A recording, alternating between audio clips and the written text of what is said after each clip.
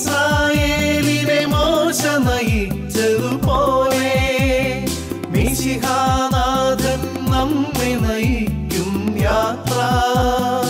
ഇസ്രായേലിനെ മോശ നയിച്ചതുപോലെ മിശിഹാനാഥൻ നമ്മെ നയിക്കും യാത്ര. മരുഭൂച്ചൂടിൽ തളരും മനസ്സുകളിൽ സ്നേഹത്തെളിനീർ പെയ്തിറങ്ങും യാത്ര.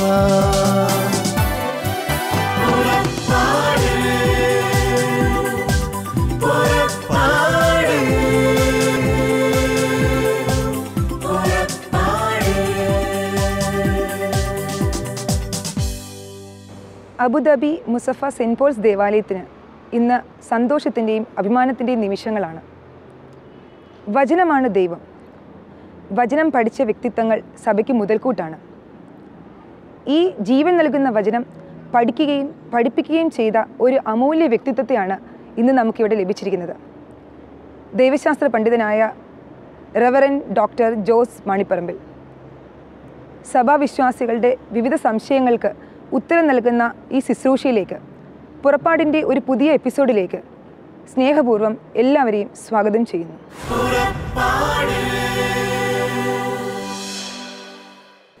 അച്ഛാ, എൻ്റെ പേര് ഡിന്നി ഫ്രിൻസൻ. ഞാൻ തൃശ്ശൂർ രൂപതയിലെ മണലൂർ ഇടവകയിൽ നിന്നാണ്. എൻ്റെ ചോദ്യം ഇതാണ്: ഇപ്പോൾ ചിലയിടങ്ങളിലായിട്ട് മാതാവിൻ്റെ അല്ലെങ്കിൽ മറ്റ് തിരുസ്വരൂപങ്ങളിൽ നിന്നൊക്കെ രക്തക്കണ്ണുനീര്, എണ്ണ, പരിമളം അങ്ങനെയൊക്കെ വരുന്ന സംഭവങ്ങൾ കാണുന്നു. അതിനോടനുബന്ധിച്ച് രക്തക്കണ്ണുനീർ ജപമാല അല്ലെങ്കിൽ അതിനോടനുബന്ധിച്ച പ്രാർത്ഥനകളും ഇപ്പോൾ സുപരിചിതമാണ്. അതിനോടൊക്കെയുള്ള സഭയുടെ സമീപനം എന്താണ്? സഭ വളരെ കൂലങ്കഷമായി പഠിച്ചതിന് ശേഷമാണ് ഒരു സംഗതി അത്ഭുതമാണോ അല്ലയോ എന്ന് നിശ്ചയിക്കുന്നത്. ലൂർദിൽ ധാരാളം അത്ഭുതങ്ങൾ നടന്നെങ്കിലും വളരെ വർഷങ്ങൾക്ക് പഠനങ്ങൾക്ക് ശേഷമാണ് ചിലത് അത്ഭുതമാണോ അല്ലയോ എന്ന് നിശ്ചയിച്ചത്.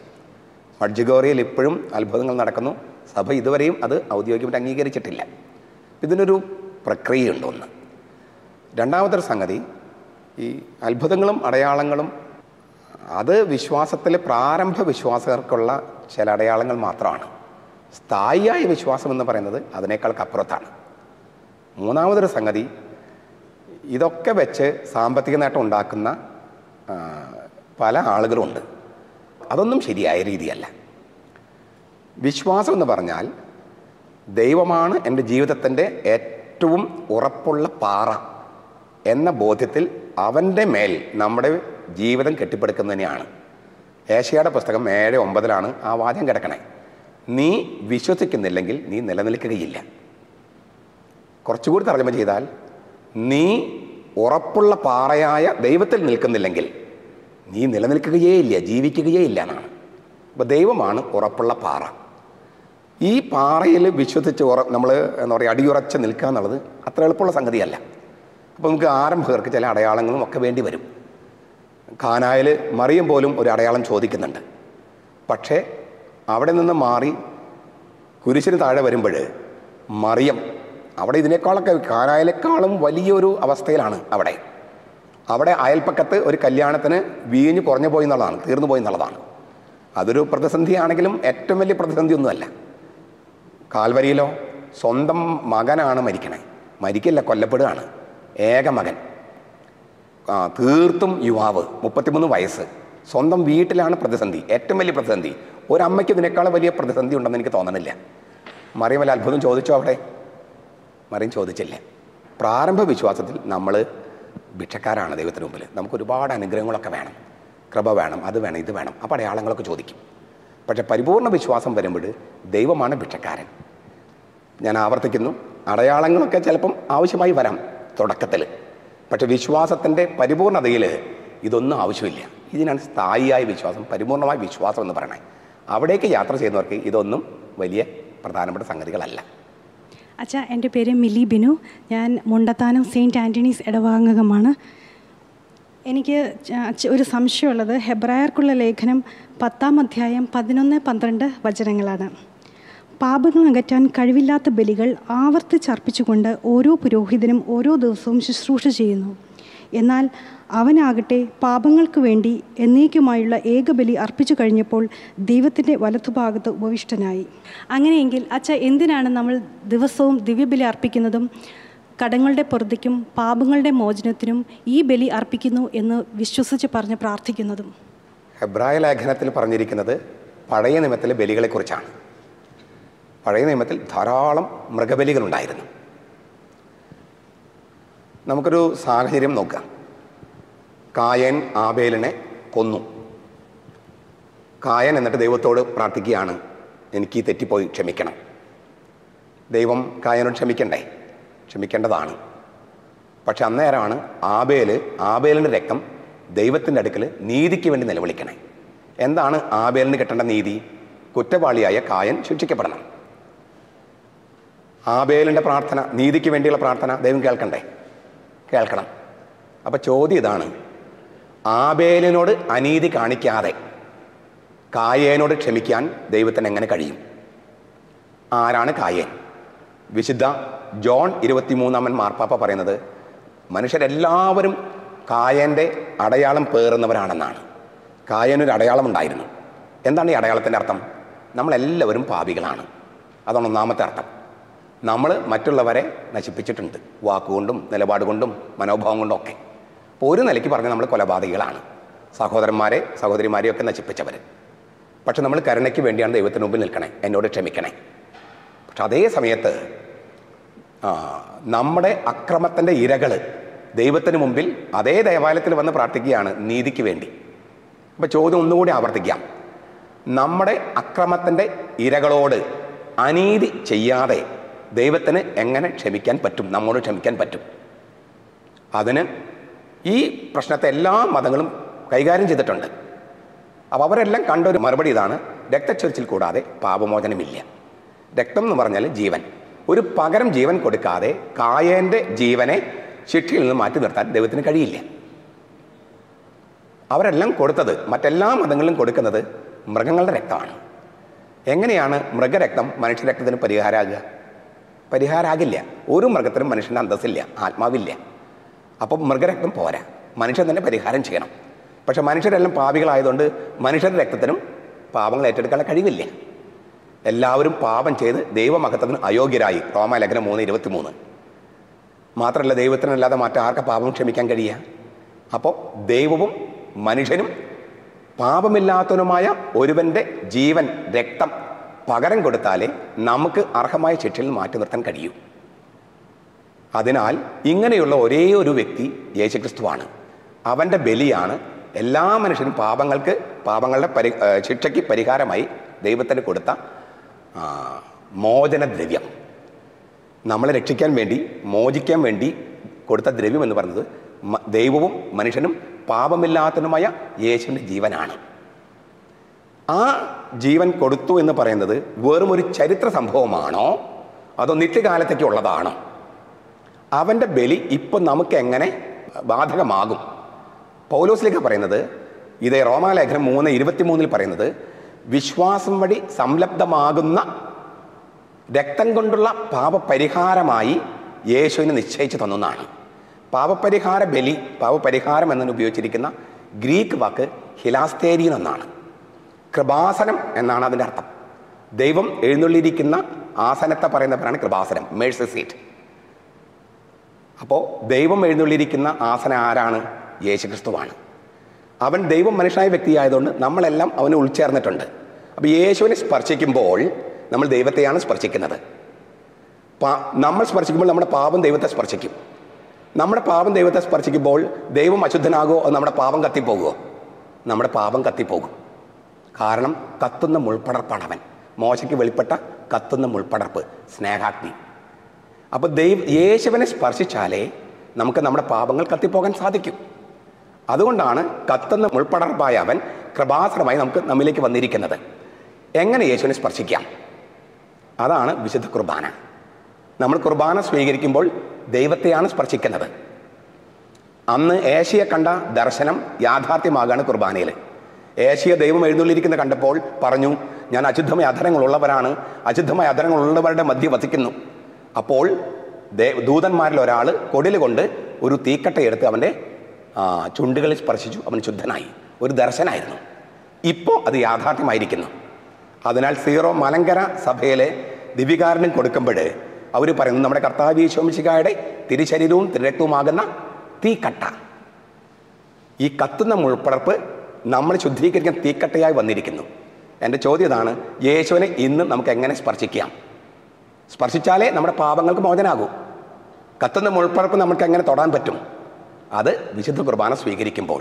അതുകൊണ്ടാണ് നിങ്ങളതിൻ്റെ ഓർമ്മയ്ക്കായി ചെയ്യുവിനെന്ന് അവൻ പറഞ്ഞതും നമ്മളിപ്പോൾ ഇത് അനുഷ്ഠിക്കുന്നതും. അച്ഛാ, എൻ്റെ പേര് സൗമ്യ പ്രിൻസ്. ഞാൻ കോട്ടാറ്റ് സെൻറ് ആന്റണീസ് ഇടവകയിൽ നിന്ന് വരുന്നു. എനിക്കുള്ള സംശയം, അതായത് 1 തിമോത്തിയോസ് 2:5 പറയുന്നുണ്ട് യേശു ഏക മധ്യസ്ഥനാണെന്ന്. അങ്ങനെയാണെങ്കിൽ നമ്മൾ മാതാവിനോട് അതുപോലെ വിശുദ്ധരോടൊക്കെ നമ്മൾ മധ്യസ്ഥം തേടേണ്ട ആവശ്യമുണ്ടോ? അതുപോലെ അവരുടെ തിരുസ്വരൂപങ്ങൾ വെച്ച് നമ്മൾ പ്രാർത്ഥിക്കുക, അതിൽ തൊട്ട് മുത്തുക, അതൊക്കെ ചെയ്യുമ്പോൾ നമ്മളൊരു വിഗ്രഹാരാധനയാണോ ചെയ്യുന്നത്? വാസ്തവത്തിൽ 2 ചോദ്യങ്ങളാണ്. ഒന്ന്, യേശു ഏക മധ്യസ്ഥനല്ലേ, മറ്റ് മധ്യസ്ഥന്മാർ വേണോ? 2, ഇങ്ങനെ തിരുസ്വരൂപങ്ങളൊക്കെ ഉപയോഗിക്കുന്നത് ശരിയോ, അത് തൊട്ടുമുത്തും ശരിയോ? നമുക്ക് ആദ്യത്തെ ചോദ്യം തുടങ്ങാം. യേശു ഏക മധ്യസ്ഥൻ. ഇതേ ഏക മധ്യസ്ഥൻ എന്ന് നമ്മൾ വെളിപ്പെടുത്തിയിരിക്കുന്ന അതേ യേശു തന്നെ മറ്റൊരു കാര്യം കൂടി പറഞ്ഞിട്ടുണ്ട്. യോഹന്നാന്റെ സുവിശേഷം 14-ാം അധ്യായത്തിൽ, ഞാൻ പിതാവിനോട് അപേക്ഷിക്കുകയും നിങ്ങളുടെ കൂടെ ആയിരിക്കാൻ മറ്റൊരു സഹായകനെ നിങ്ങളുടെ അടുത്തേക്ക് അയക്കുകയും ചെയ്യും. നിങ്ങളോട് കൂടിയായിരിക്കാൻ മറ്റൊരു സഹായകൻ. സഹായകൻ എന്ന് നമ്മൾ പരിഭാഷപ്പെടുന്ന വാക്ക് പാരക്ലേത്ത എന്നാണ്. അത് സഹായകനെന്ന് നമ്മൾ തർജ്ജമ ചെയ്യുന്നതാണ്. പാരക്ലേത്ത വാക്കിൻ്റെ ശരിക്കർത്ഥം ഹെബ്രായ പാരമ്പര്യത്തിൽ മധ്യസ്ഥൻ എന്നാണ്. ഗ്രീക്ക് പാരമ്പര്യത്തിൽ വക്കീൽ, അഭിഭാഷകൻ എന്നാണ്. നമ്മുടെ കൂടെ ആയിരുന്ന് നമുക്ക് വേണ്ടി വാദിക്കാൻ മറ്റൊരു മധ്യസ്ഥൻ, മറ്റൊരു വക്കീൽ യേശു അയക്കാമെന്ന് പറഞ്ഞു. ഒരു കാര്യം നമുക്ക് സമ്മതിക്കാലോ, ഏക മധ്യസ്ഥൻ പോരാന്ന്. നമുക്ക് വേണ്ടി വാദിക്കാൻ മറ്റൊരു വക്കീൽ വേണമെന്ന് യേശു തന്നെ പറഞ്ഞില്ലേ? അപ്പോൾ ഏക മധ്യസ്ഥൻ എന്ന് വിചാരിച്ചിട്ട് മറ്റ് മധ്യസ്ഥന്മാരുടെ സാധ്യത യേശു തന്നെ തള്ളിക്കളഞ്ഞിട്ടില്ല. ഒന്നാമത്തെ കാര്യം. അപ്പോൾ നമുക്ക് തിരിച്ചു ചോദിക്കാം, പരിശുദ്ധാത്മാവ് ദൈവമാണ്, അപ്പോൾ ഒരു ഏകമധ്യസ്ഥൻ്റെ കൂടെ പരിശുദ്ധാത്മാവായാലും കുഴപ്പമില്ല. ഞങ്ങൾ ചോദിച്ചത് മനുഷ്യരായ മധ്യസ്ഥന്മാരുടെ കാര്യമാണ് എന്ന് വേണമെങ്കിൽ നമുക്കൊരു മറുചോദ്യം ഉന്നയിക്കാം. അതിന് ഉത്തരം നമുക്ക് നോക്കുക. ഈ ഏകമധ്യസ്ഥനായ യേശു മനുഷ്യരായിരുന്ന വ്യക്തികളുടെ മധ്യസ്ഥം സ്വീകരിച്ചിട്ടുണ്ടോ ഇല്ലയോ? ഏറ്റവും ക്ലാസിക്കൽ എക്സാമ്പിൾ കാനായിലെ കല്യാണം തന്നെയാണ്. യേശു ദൈവമാണ്, അവൻ ഉണ്ടായിരുന്നു. എങ്കിലും മറിയം അവനോട് പറഞ്ഞു, അവർക്ക് വീഞ്ഞില്ല. അത്ര ഇഷ്ടമില്ലെങ്കിൽ പോലും യേശു എൻ്റെ സമയം ആയിട്ടില്ല എന്ന് പറഞ്ഞവൻ മറിയത്തിൻ്റെ വാക്ക് കേട്ട് അവൾ പറഞ്ഞ പോലെ ചെയ്തു. മറിയം എന്താ പറഞ്ഞത്? അവൻ പറയുന്നത് പോലെ നിങ്ങൾ ചെയ്യാം. സത്യത്തിൽ സംഭവിച്ചതോ? അവൾ പറഞ്ഞതുപോലെ അവൻ ചെയ്തു. മറിയം ഒരു മനുഷ്യ സ്ത്രീയായിരുന്നു. അവളുടെ മധ്യസ്ഥം സ്വീകരിച്ചിട്ടാണ് യേശു അന്ന് അത്ഭുതം ചെയ്തത്. ഈ വചനം വെറും ചരിത്രപരമായ ഒരു സ്റ്റേറ്റ്മെൻ്റ് ആണോ, തിരുവചനമാണോ എന്ന് വെച്ചാൽ അന്നത്തേക്ക് മാത്രമാണോ അതിന് പ്രസക്തി? ഇന്ന് അതിന് പ്രസക്തി ഉണ്ടോ? ഇതാ ചോദ്യം. ഇന്ന് അതിന് പ്രസക്തി ഇല്ലെങ്കിൽ അത് ദൈവവചനമേ അല്ല. ഇന്നും ജീവിച്ചാലല്ലേ അത് ദൈവവചനമാകൂ. വേറൊരു ചരിത്ര പ്രസ്താവനയാണെങ്കിൽ ബൈബിളിൻ്റെ വില പോലും നഷ്ടപ്പെടും. ബൈബിൾ ഒരു ചരിത്രഗ്രന്ഥമല്ല, ജീവിക്കുന്ന വചനമാണ്. അപ്പോൾ ഈ വചനത്തിനും ഇന്നും അർത്ഥമുണ്ട്. ഇന്നും അവനോട് പറഞ്ഞാൽ അവൻ ചെയ്യില്ലേ? സമയമായിട്ടില്ലെന്ന് പറഞ്ഞവനാണ് ചെയ്തത്. അപ്പോൾ ഇന്നും അങ്ങനെ സംഭവിക്കാൻ സാധ്യതയുണ്ടോ ഇല്ലയെന്നാണ്. തിരുവചനമാണെങ്കിൽ, ദൈവവചനമാണെങ്കിൽ സാധ്യതയുണ്ട്. ശിമയോൻ്റെ അമ്മായിയമ്മയുടെ കാര്യം നോക്കുക. ആ വീട്ടിൽ ചെന്നപ്പോൾ അവളുടെ കാര്യം അവനോട് പറഞ്ഞുവെന്നാണ് മർക്കോസ് എഴുതിയിരിക്കുന്നത്. 1-ാമത്തെ അധ്യായത്തിൽ 29 മുതലുള്ള വാക്യങ്ങളാണ്. ലൂക്കായിൽ അത് എഴുതിയിരിക്കുന്നത് അവളുടെ കാര്യം അവനോട് അപേക്ഷിച്ചെന്നാണ്. ഇവളുടെ ഈ അവസ്ഥ മറ്റു മനുഷ്യരാണ് യേശുവിന് മുമ്പിൽ അവതരിപ്പിക്കുന്നത്. എൻ്റെ ചോദ്യം ഇതാണ്, അന്ന് അവർക്കിതുപോലെ യേശുവിന് മുമ്പിൽ പറയാൻ സാധിക്കുകയും യേശു അത് അവർ പറഞ്ഞതുപോലെ ചെയ്യുകയും ചെയ്തു, അത്ഭുതം ചെയ്യുകയും ചെയ്തു. ഞാൻ ചോദ്യം ആവർത്തിക്കുകയാണ്, അതും തിരുവചനമാണോ അല്ലയോ? അതോ അന്ന് നടന്ന സംഭവത്തിൻ്റെ വെറും ചരിത്രരേഖയോ? തിരുവചനമാണെങ്കിൽ ആ വചനം ഇന്നും ജീവനുള്ളതാണ്, അവർക്ക് പറയാൻ സാധിക്കും. അടുത്തൊരു കാര്യം കൂടി ചോദിക്കാം, ആരാണ് വിശുദ്ധര്? ഒരല്പം ഗഹനമായി മനസ്സിലാക്കിയാലാണ് സഭ വിശുദ്ധയെക്കുറിച്ച് പറയുന്നത് മനസ്സിലാകൂ. റോമാലേഖനം 12-ാം അധ്യായം 1-ാമത്തെ വാക്യം പൗലോസ് പറയാണ്, നിങ്ങളുടെ ശരീരങ്ങളെ സജീവ ബലിയായി അർപ്പിക്കുവിൻ. ഇതാണ് നിങ്ങൾക്ക് കൊടുക്കാൻ പറ്റുന്ന ആത്മീയ ആരാധന. ഇവിടെ സജീവ ബലി, ആത്മീയ ബലി എന്നൊക്കെ നമ്മൾ തർജ്ജമ ചെയ്യുന്ന ഗ്രീക്ക് വാക്ക് ലോഗിക്കെ ലാത്രേയ എന്നാണ്. ലോഗിക്കെ ലാത്രേയ. ലോകിക്കേ എന്ന വാക്കിൽ നിന്ന് ലോഗോസ് എന്ന് വരുന്നതാണ്. ലോഗോസ് എന്ന് പറഞ്ഞാൽ വചനം, ലോകിക്കേ എന്ന് പറഞ്ഞാൽ വചനം പോലെ. ലാത്രേയ എന്ന് പറഞ്ഞാൽ 3 വാക്കുകൾ മനസ്സിലാക്കിയാലാണ് ഇത് കൃത്യമായിട്ട് മനസ്സിലാകുക. സഭയിൽ 3 തരം ഭക്തിയുണ്ട്. ഒന്ന് ധൂളി എന്ന് പറയും, വിശുദ്ധരെ വണങ്ങുന്ന ആ രീതിക്കാണ് ധൂളി എന്ന് പറയുക. മറിയത്തിന് കൊടുക്കുന്ന പരമമായ വണക്കത്തിനെയാണ് ഹൈപ്പർ ധൂളി എന്ന് പറയുക. ദൈവത്തിന് മാത്രം കൊടുക്കുന്ന ആരാധനയാണ്, പരമമായ ആരാധനയാണ് ലാത്രേയ. അപ്പോൾ പൗലോസ് പറയാണ്, ദൈവത്തിന് കൊടുക്കാൻ പറ്റുന്ന പരമമായ ആരാധന എന്താണ്? നിങ്ങളുടെ ശരീരം വചനം പോലെയാകുക. നിങ്ങളുടെ ശരീരം വചനമായി മാറുന്നതാണ് ദൈവത്തിന് കൊടുക്കാൻ പറ്റുന്ന പരമമായ ആരാധന. അതിനപ്പുറത്തൊരു ആരാധന ഇല്ല. ആരാണ് വിശുദ്ധര്? ഏതെങ്കിലും ഒരു വചനം അവരെ കുത്തിത്തുളയ്ക്കുന്നു, അവരാ വചനത്താൽ വലയം ചെയ്യപ്പെടുന്നു, അവരാ വചനം അനുസരിച്ച് ജീവിക്കുന്നു, അവർ തന്നെ വചനമായി മാറുന്നു. അങ്ങനെ ജീവിക്കുന്ന വചനമായി മാറിയ വ്യക്തികളെയാണ് വിശുദ്ധർ എന്ന് വിളിക്കണേ. വെളിപാട് പുസ്തകത്തിൽ 7-ാമത്തെ അധ്യായത്തിൽ ഇവരെക്കുറിച്ച് പറയുന്നുണ്ട്. എണ്ണിത്തിട്ടപ്പെടുത്താൻ കഴിയാത്ത അത്രയധികം വിശുദ്ധന്മാർ സ്വർഗത്തിൻ്റെ സിംഹാസനത്തിന് മുമ്പിൽ. അപ്പം ഞാൻ ചോദിച്ചു, ആരാണിവർ? അവർ കുഞ്ഞാടിൻ്റെ രക്തത്തിൽ കഴുകി വെടിപ്പാക്കപ്പെട്ട ശുഭ്രവസ്ത്രധാരികളാണ്, വെളുത്ത വസ്ത്രം ധരിച്ചവരാണ്. അവർ ദൈവത്തിൻ്റെ സിംഹാസനത്തിന് മുമ്പിൽ 24 മണിക്കൂറും ശുശ്രൂഷ ചെയ്യുന്നു. കുഞ്ഞാടിൻ്റെ രക്തത്തിൽ കഴുകി വെളിപ്പാക്കിയ വസ്ത്രവുമായിട്ട് നിൽക്കുന്ന വിശുദ്ധര്, ദൈവത്തിൻ്റെ സിംഹാസനത്തിൽ സദാസമയവും ശുശ്രൂഷ ചെയ്യുന്നവർ. അവർ വചനമായി മാറിയതിനാൽ, ജീവിക്കുന്ന വചനമായി മാറിയതിനാൽ, വചനം എവിടെയാണോ അവിടെ അവരും സന്നിഹിതരാണ്. ഇതേക്കുറിച്ച് കർത്താവ് തന്നെ പറഞ്ഞിട്ടുണ്ട്. മർക്കോസിന്റെ സുവിശേഷം 14-ാം അധ്യായത്തിൽ കർത്താവ് ഇങ്ങനെ പറയുന്നുണ്ട്, തന്നെ തൈലാഭിഷേകം ചെയ്ത ആ സ്ത്രീയെക്കുറിച്ച് എവിടെയൊക്കെ സുവിശേഷം പ്രസംഗിക്കപ്പെടുന്നുവോ അവിടെയൊക്കെ ഇവളുടെ സ്മരണയും ഉണ്ടായിരിക്കും. യേശുവിൻ്റെ വചനമനസ്സ് ജീവിക്കുന്നവർ യേശു എന്ന വചനം പ്രഘോഷിക്കപ്പെടുന്ന സ്ഥലത്ത് സ്മരിക്കപ്പെടും. ഇത് യേശു പറഞ്ഞതാണ്. എവിടെയൊക്കെ സുവിശേഷം പ്രസംഗിക്കപ്പെടുന്നുവോ, എവിടെയൊക്കെ വചനം പ്രഘോഷിക്കപ്പെടുന്നുവോ അവിടെ ഇവളുടെ സ്മരണ ഉണ്ടാകും. വിശുദ്ധർ, ഞാൻ ആവർത്തിക്കുകയാണ്, വിശുദ്ധർ എന്ന് പറഞ്ഞാൽ വചനമായി മാറിയവരാണ്, ഏതെങ്കിലും ഒരു വചനമായി മാറിയവർ. അങ്ങനെയുള്ളവർ വചനപ്രഘോഷണം നടക്കുന്ന സ്ഥലത്ത് അവരുടെ സ്മരണയുണ്ടാകും. അവർ വചനമായി മാറിയതിനാൽ ദൈവത്തിൻ്റെ സന്നിധിയിൽ സിംഹാസനത്തിന് മുമ്പിൽ നിൽക്കാൻ യോഗ്യരും ശുശ്രൂഷിക്കുന്നവരുമാണ്. അവരുമായിട്ട് ഐക്യപ്പെട്ട് പ്രാർത്ഥിക്കുന്നതിൽ എന്താണ് തെറ്റ്? എല്ലാ തലമുറകളും എന്നെ ഭാഗ്യവതി എന്ന് പ്രകീർത്തിക്കുമെന്ന് മറിയം പറയുന്നുണ്ട് സ്തോത്രഗീതത്തിൽ, ലൂക്കായുടെ സുവിശേഷം 1-ാമത്തെ അധ്യായത്തിൽ.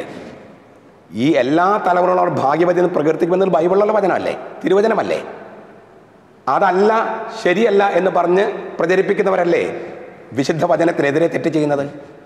കത്തോലിക്ക വിഗ്രഹാരാധകരാണോ എന്നുള്ളതാണ് 2-ാമത്തെ ചോദ്യം.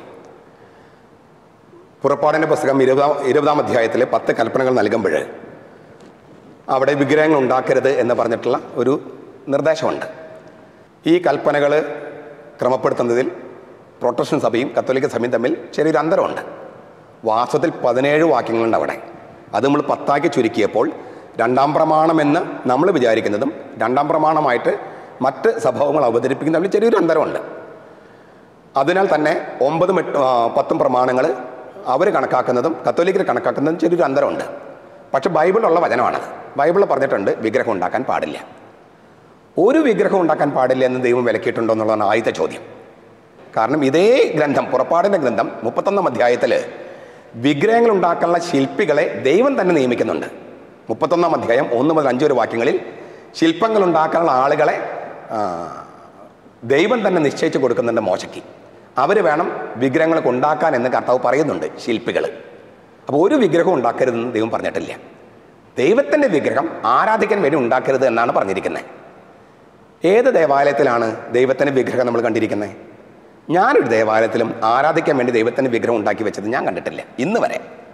ചില ചുമർ ചിത്രങ്ങളിലൊക്കെ പിതാവായ ദൈവത്തെ കാണിക്കാൻ വേണ്ടി ചില രൂപങ്ങളൊക്കെ ഉണ്ടാക്കി വെച്ചിട്ടുണ്ട്. അവരെ അതിനെ പൂജിക്കുകയോ ദൈവമായിട്ട് ആരാധിക്കുകയോ എൻ്റെ അറിവിൽ ഇതുവരെ ഞാൻ കണ്ടിട്ടില്ല. അപ്പോൾ ചോദ്യം, യേശുവിൻ്റെ രൂപം നമ്മൾ ഉണ്ടാക്കുന്നതെന്നാണ്. വചനമായ ദൈവം മാംസം ധരിച്ച് മനുഷ്യനായി ഭൂമിയിൽ പിറന്ന് 33 കൊല്ലം ഇവിടെ ജീവിച്ചു. ഞങ്ങൾ അവനെ കണ്ടു, തൊട്ടു, സ്പർശിച്ചു എന്നൊക്കെ യോഹന്നാൻ 1-ാമത്തെ ലേഖനം 1-ാമത്തെ അധ്യായം 1 മുതൽ 2 വരെ വാക്യങ്ങൾ പറയുന്നുണ്ട്.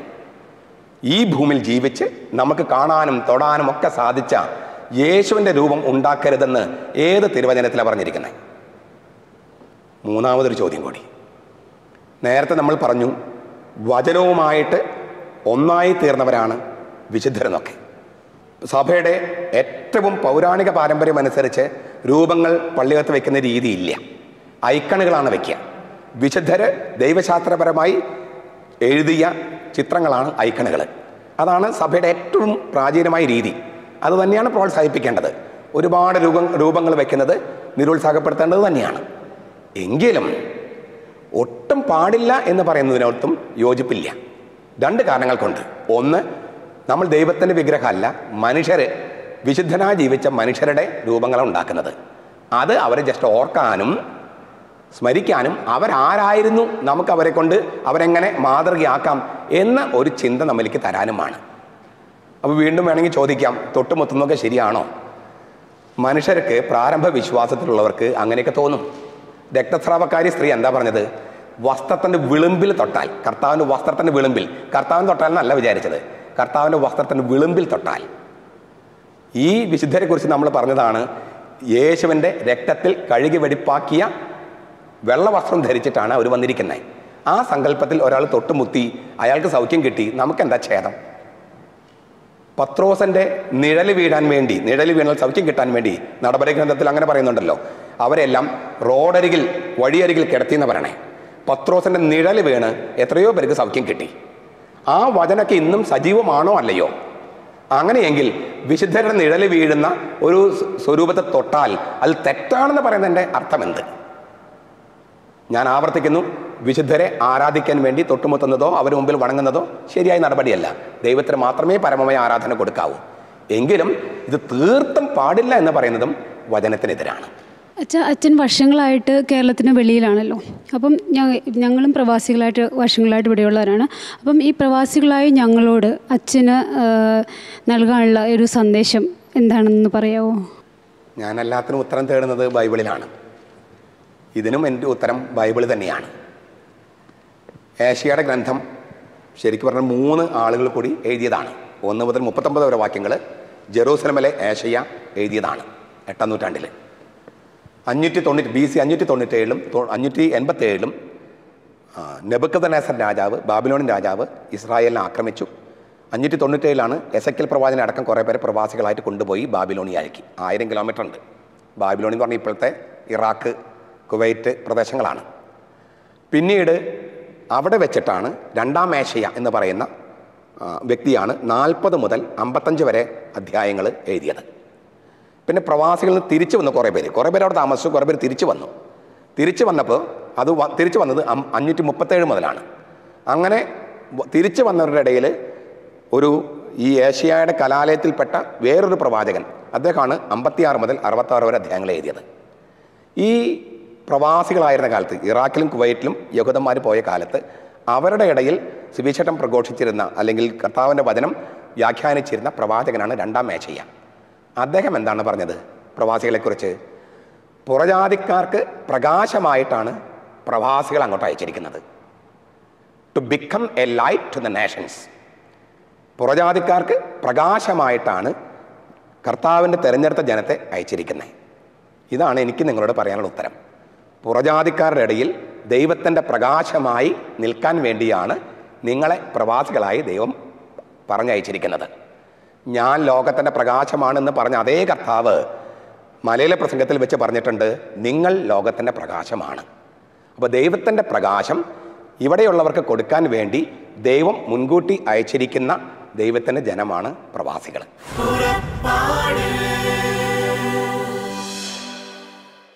സഭാവിശ്വാസികളുടെ നിരവധിയായ സംശയങ്ങൾക്ക് ഉത്തരം നൽകുകയായിരുന്നു റവറൻഡ് ഡോക്ടർ ജോസ് മാണിപ്പറമ്പിൽ ഇതുവരെ.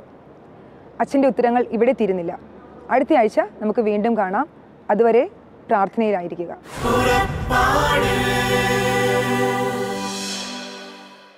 ഈ പ്രോഗ്രാമിനെ കുറിച്ചുള്ള നിങ്ങളുടെ വിലയേറിയ അഭിപ്രായങ്ങളും നിർദ്ദേശങ്ങളും ഇമെയിലിലൂടെ ഞങ്ങളെ അറിയിക്കുക. purapada.uae@gmail.com.